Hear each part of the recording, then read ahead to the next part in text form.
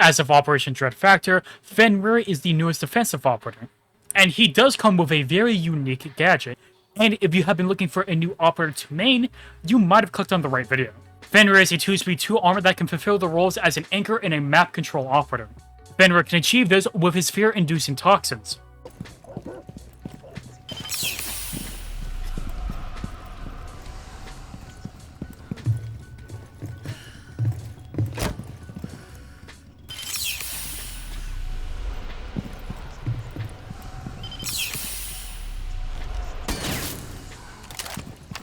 Fenrir can hold 5 of these mines at a time, however, only 3 can be activated at once. He gets a special HUD with this, and you can see where your traps are, and they will specifically tell you what room they are in too, so if you're a newer player, this will help you a lot. And as you can see by this picture on screen, I only have 3 of my mines out right now, and I'll explain that in a second. And it will show a red icon indicating that is being activated at that time. And if the attackers destroy it, then it will show a broken icon. Going back to what the gadget actually does, if an attacker enters its radius, it will show this purple gas that they cannot see through, not even glass, despite it technically being smoke. And the second they leave the radius of the gas, it will still linger for a few more seconds, so they will still be blinded. Now, there is technically a few counters to this gadget as an attacker. One, if you have Finka and they activate their adrenaline boost, then you can see a little bit further, but that doesn't really do much. Or you could just shoot the gadget itself. And now, since it works very similar to Wamai, the Fenrir player can get very creative to where they can place these mines. So on top of the fact that they literally can't see anything past a few meters, they have to actively look for the gadget itself in order to destroy it. And the same thing if you try to leave the radius, the effect will still linger on for a few seconds, so they can't see anything at all still. Now, by far the coolest aspect about Fenrir's gadget is his interaction with the gadget itself. So, by looking at Fenrir's gadget from anywhere, I can hold down my interaction button, and I can activate the gadget. And on a side note, just like when it's open, the attacker can shoot it, Brava can hack the gadget. So, another thing to know about this gadget is I can deactivate it and activate it from anywhere. So, let's go ahead and deactivate it, and let's go into the meeting room of Nighthaven Labs. By looking at the icon itself from anywhere on the map, I can activate the gadget or deactivate it if I want to. And this means literally anywhere on the map. So let's go to the basement real quick. So now I'm in Tank Room on Nighthaven Labs. And as you can see, I have all 5 of my mines out. The one inside, the one by EXO, the one in warehouse, over there, and over there. It doesn't matter where they are. As long as I can look at them through the walls, I can activate the one inside, the one in EXO stairs, and let's do the one in warehouse. Now, I can do the same thing. If I just look at them again, I can deactivate them. But there's one thing you have to know about this gadget. Let's say the one here by cargo stairs. Again, it is open so it can get shot out by the attackers. And you would think, because I have 3 of the activations, because this one got destroyed, I can activate the one here on, let's say, the one at, lobby, right? No, I cannot. No matter how much I try, I'm holding down my interaction button right now. I'm not sure if you can hear my keyboard or not. I can't activate it no matter what. It's because when a gadget gets destroyed, you lose one of the charges. Now, people have theorized in the community, this is likely a bug or an intended feature. We don't know, and Ubisoft hasn't said anything on it. So I will update you in the comments of this video if this has been changed. But as of now, as the launch of Operation Dread Factor, you cannot activate another gadget when it has been destroyed. I thought you should know about that. I thought I should take this time to mention as well, if Fenrir's gadget activates, if Fenrir himself goes into it, he will be completely immune. However, his teammates will not. So I thought you should be aware of that. Now you're probably thinking to yourself, okay Creator, the mines are pretty cool, but where should I be placing these? And the answer is, generally where the attackers are going to be pushing, or in places that you have a strat for them. Obvious examples being staircases, doorways, and windows that they're going to potentially be jumping through.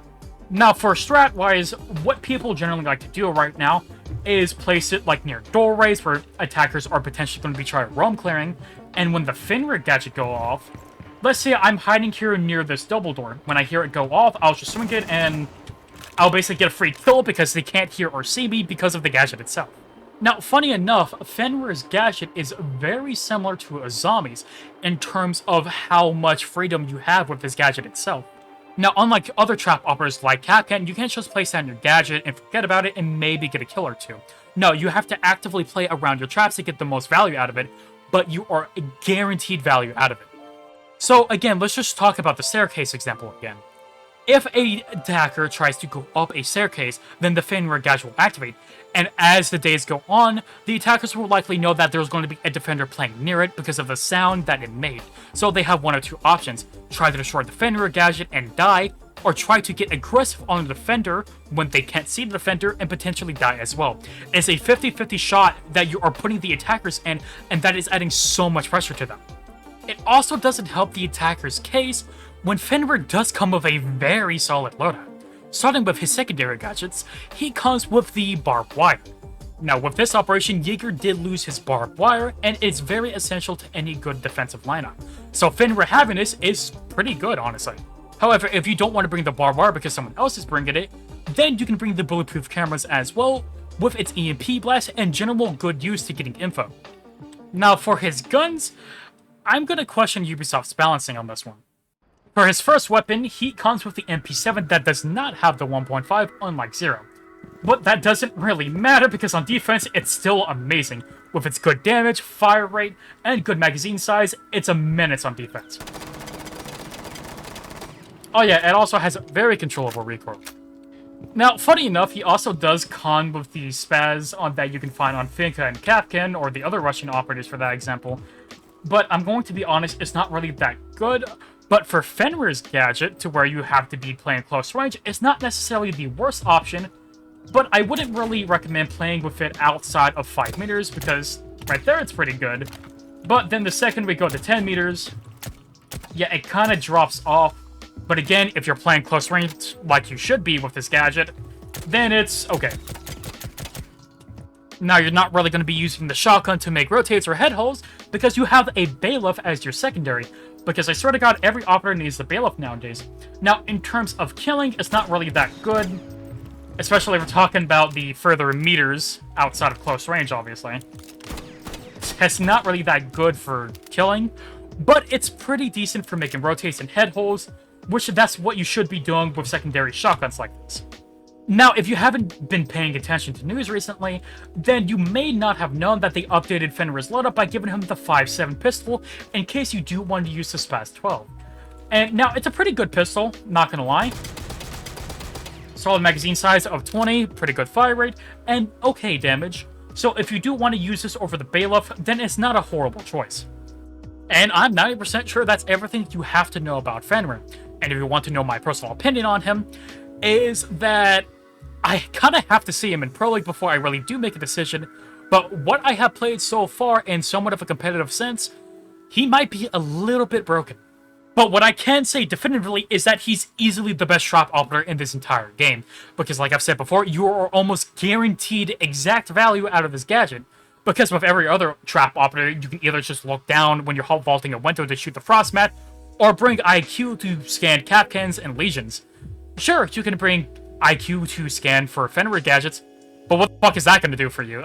I mean, you still have to enter its radius to shoot it, unless the Fenrir messed up and put it in a position to where you can just shoot it or grenade it or EMP it or whatever you have to do to get rid of it. But basically what I'm getting at here is if you're newer to the game and you want a very solid operator, or you are deciding if you want to get Fenrir or not, in terms of a fun factor, yes, he is very fun to play, and you should get him. If you want him from a competitive sense, he is still pretty good.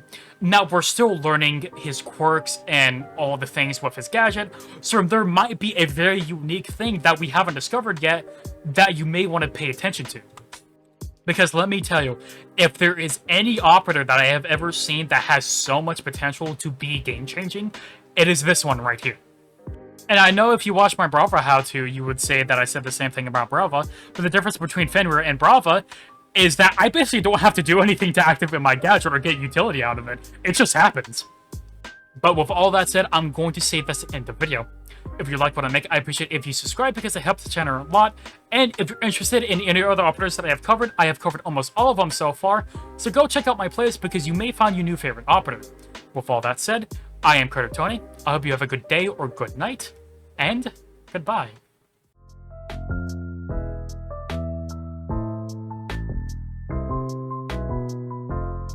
you.